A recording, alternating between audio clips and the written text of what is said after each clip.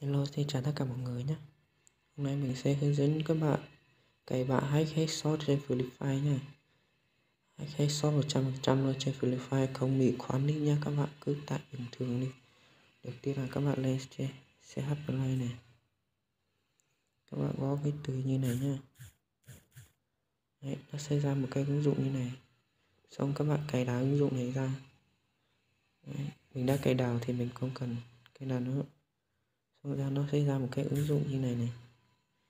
Xong các bạn ấn vào, các bạn sẽ chọn vào đây này, chọn vào chỗ này này.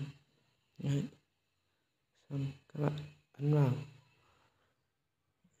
Các bạn thấy cái dòng này không? Dòng này là các bạn lên trên Google Chrome các bạn tải về nhé. Thì mình sẽ để đường link ở dưới phần mô tả để các bạn tải về nhé.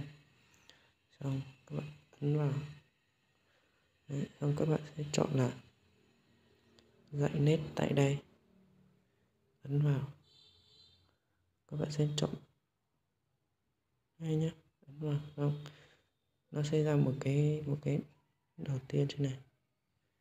Đấy, cái dòng đầu tiên này. Xong rồi các bạn ấn giữ. Đấy, xong rồi nó sẽ ra như này. Các bạn sẽ chọn cắt, ấn vào cắt. Xong rồi các bạn sẽ ấn ở trên này. Đấy, các bạn sẽ ấn vào, các bạn sẽ chọn vào bộ nhớ thiết bị. Đấy, các bạn ấn vào, xong nó sẽ ra như này. Thì các bạn sẽ chọn vào dòng này nhé, dòng này. Đấy, dòng thứ ba ấy. Các bạn ấn vào, các bạn sẽ chọn vào phần đấy, phần này. Các bạn sẽ ấn vào đây, xong là nó sẽ ra một cái như này ở dưới này ấy. Xong là các bạn ấn giữ, cứ giữ của 2-3 giây nhé. Xong các bạn thả ra, nó sẽ ra như này.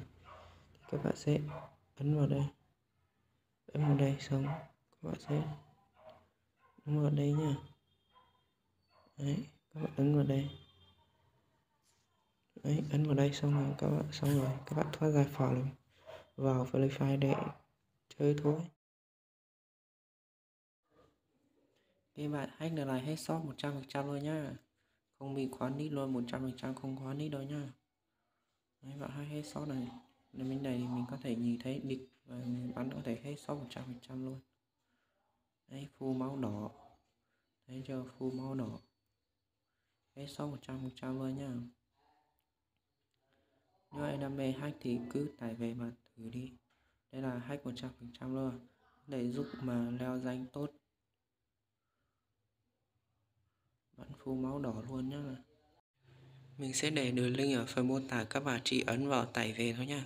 Các bạn ấn vào phần mô tả xong nào nó vào một video khác thì các bạn ấn vào bài video đó. Các bạn vào phần mô tả của bài video đó, các bạn tải về thì các bạn chơi thôi nha. Bạn hack này headshot 100% luôn.